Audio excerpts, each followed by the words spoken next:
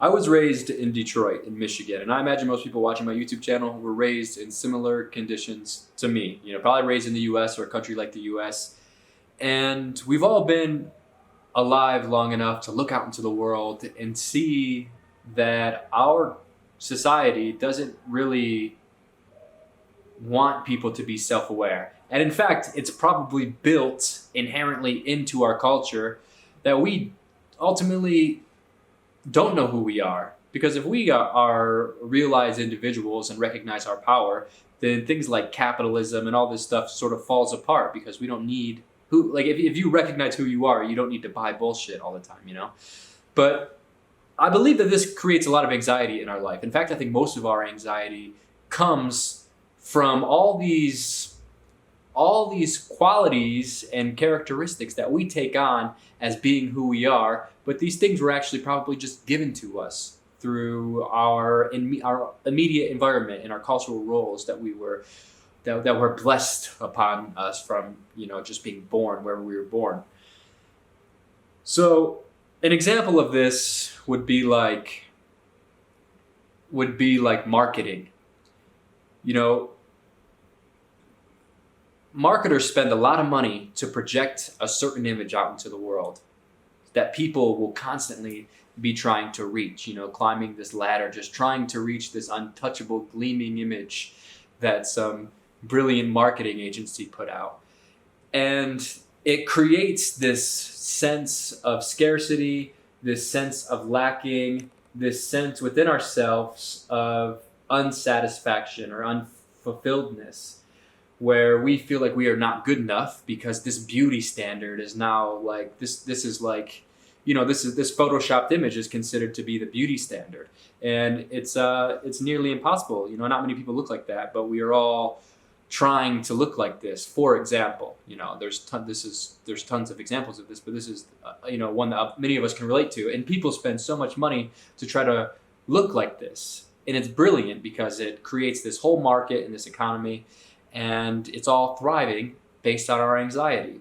So some tips in my life that I use when I start feeling these feelings of anxiety, these feelings of judgment, these feelings of dis-ease, these feelings of me not really acting out through my higher self. An important step in achieving this is changing your environment.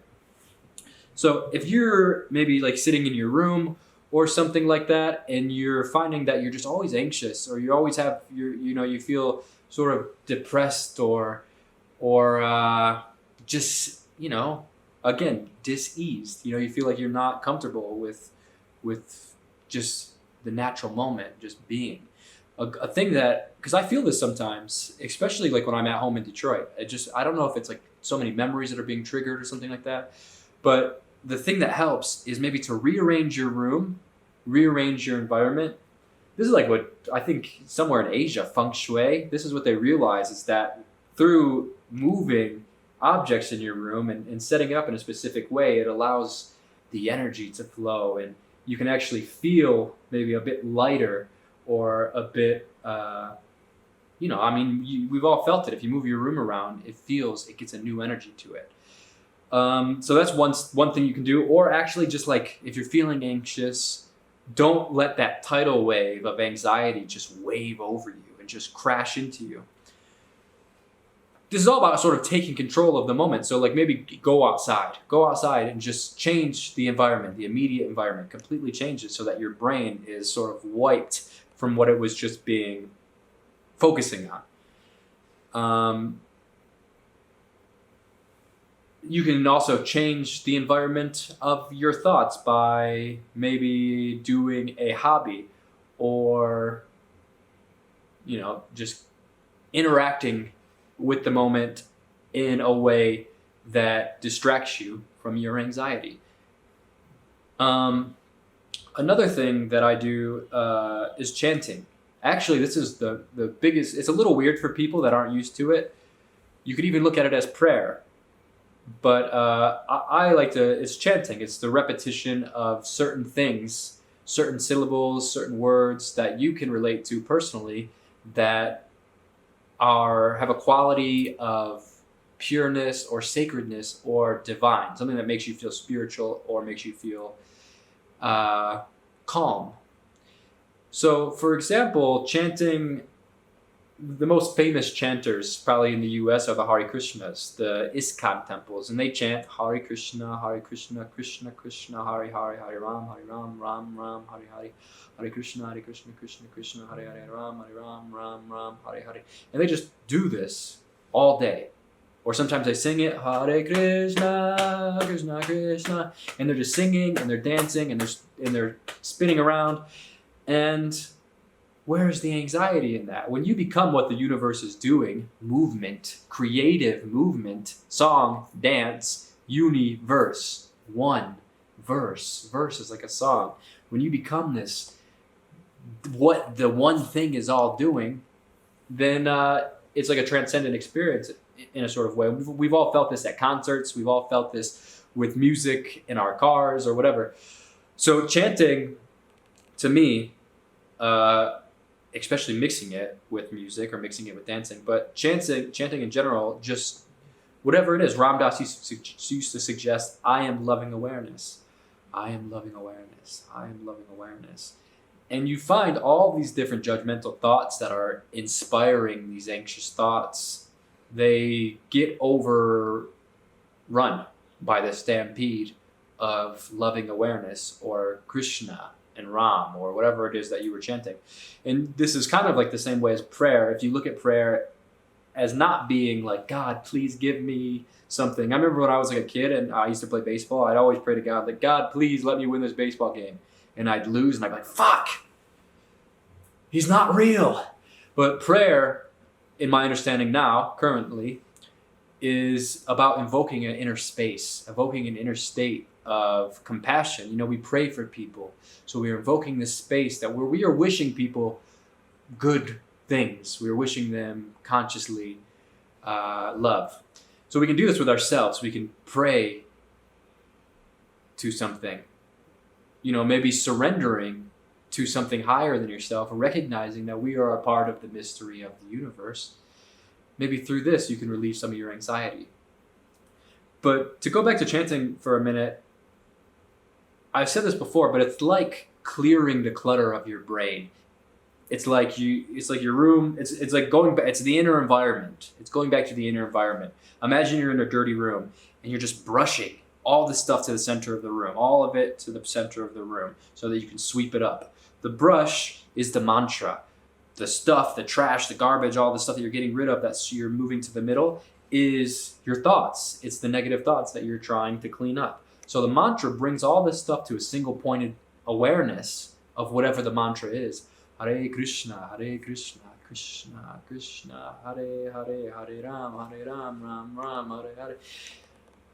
If you do this, even for 5 minutes, you find yourself not even there. You're like, oh my God. If you do this for an hour, or you do this for 3 hours, or you do this all day, you'll get to a point where it's just nothing. And it's crazy because you're like, wow, I didn't even know that I could exist beyond my thoughts. I thought I was my thoughts. But you can, through chanting, get to a place that is beyond thought. And then all of a sudden you're like, holy shit. It's weird. It's weird to feel without thought. We've all felt it, you know, like when you're drawing or something and you're completely lost in the moment where an hour feels like a minute. It's like that. So that's the meditation that I use to overcome anxiety, and just in life in general, to just stay calm. And it's simple. It's just repeating something. It's like hijacking your brain. It's like a little hack. Because we are constantly, forever giving ourselves a mantra. Our whole inner dialogue is a mantra. So become aware of the things that you tell yourself. What are you saying to yourself? Where is this anxiety? Trace this anxiety. What is the stem? Oh, I got something in my throat. So find what it is inside my throat for me, please. No, I'm just kidding. So find what it is that is triggering the anxiety and look at it, examine it with a little microscope. Look at it and say, okay, I'm repeating this narrative to myself that is inspiring these feelings of anxiety. Why is that my inner mantra? Why is this anxiety-inspiring thought my mantra? And then, through this new method that I have revealed in this YouTube video of chanting, you can hack that and control your thoughts by controlling them. Because, how often do you actually control your thoughts? We just go through life and we have thoughts. Oh, I'm thinking this, now I'm thinking that, now I'm thinking that. How often do you say, I'm going to consciously control my thoughts by repeating and repeating and repeating and repeating? It's actually an interesting experiment just to do with yourself to see what happens. Do it for an entire day. And you're going to obviously find thoughts pop up and you'll be like, oh shit, I forgot that I was supposed to be chanting. And you just return to it. That's what meditation is. That's why it's called a practice, a spiritual practice. You return to it. Same thing as like meditating with your breath. You stop, they say focus on your breath. Obviously, there's going to be moments where you forget that you're supposed to be focusing on your breath, and then you just return to it. So in the same way with chanting, just return to whatever your mantra is. And I'm telling you, this works. It's withstood the test of times in various expressions and various names in different spiritual disciplines and in different disciplines in general, psychology. I think it's interesting. Play around with it. See what happens when you do this. So that's my advice for people that are, maybe having a little trouble in life and, can't get out of their thoughts and might be having some anxiety. And I get caught in it all the time, so I get it. And but when I remember to chant, it works. So please click subscribe. Head over to my YouTube. That's where you're at right now, hopefully, or maybe you are over listening on Spotify or to a Place for Humans podcast. In any case, wherever you are, human being or interdimensional creature, alien. I don't know what I'm saying. Please subscribe to my YouTube channel. Follow me on Instagram, Dakota Wint. Head over to A Place for Humans podcast at Apple and leave a positive review. It really helps me out. And that's all. I wish you all the luck and health in life. Om Shanti.